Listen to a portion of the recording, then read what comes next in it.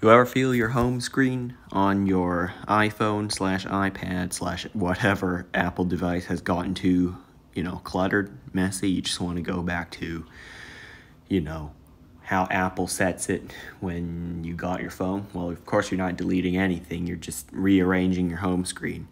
But in the, quote, recommended sort of ways.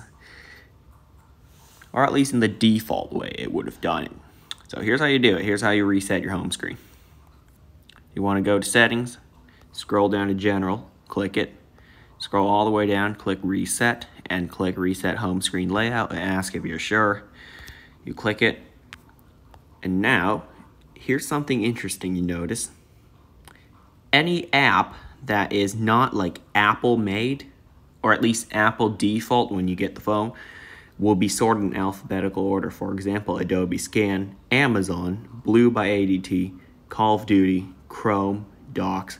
Notice how all of those are in alphabetical order because those were downloaded from the App Store. Yes, some Apple-made apps will be also in this alphabetically sorted list, starting from Adobe Scan, for example, in my iPhone. Yeah. Anything that does not come with an iPhone when you buy it will be sorted alphabetically.